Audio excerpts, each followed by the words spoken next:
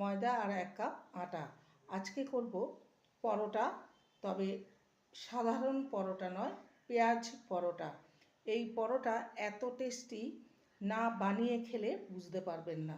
প্রথম থেকে শেষ পর্যন্ত দেখতে থাকুন, আশা করি আপনাদের ভালো লাগবে। প্রথমে দিয়ে দেবো লবণ আর 1 টিস্পুনের মতো রিফাইন অয়েল। ভালো করে মেখে নেব। ভালো করে মেখে নেওয়া হয়ে গেছে। এবার জল দিয়ে একটা ডোতে পরিণত করে নেব।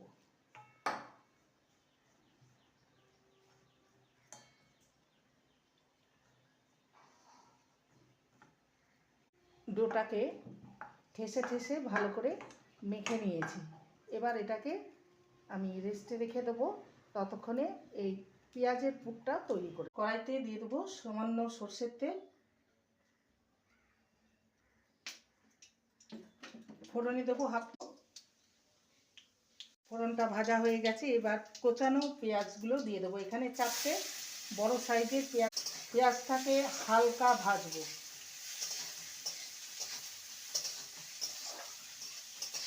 লবণ দিয়ে দেবো, তাহলে তাড়াতাড়ি নরম হয়ে যাবে।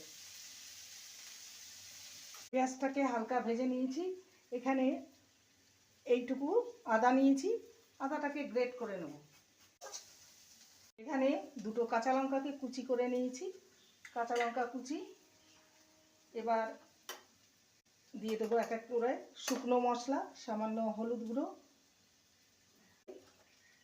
সামান্য জিরে গুঁড়ো, সামান্য ধনে গুঁড়ো, আর ঝাল লঙ্কা গুঁড়ো সামান্য, যেহেতু কাঁচা লঙ্কা দিয়েছি। গরম মশলা গুঁড়ো ভালো করে নেড়ে নেড়ে নিয়েছি। এখানে লেবু নিয়েছি, লেবুর রসটা দিয়ে দেবো। বেশ খানিকটা ধনে পাতা কুচি। স্যুপটা রেডি হয়ে গেছে। এবার একটি বাটিতে নামিয়ে ঠান্ডা করে একটা লেচি নিয়ে নেব।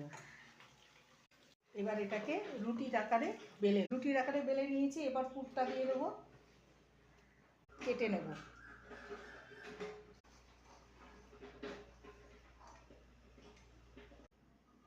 এইভাবে আমি পরোটাটা রেডি করে একটু কালো জিরে, একটু ধনে পাতা দিয়ে দেবো।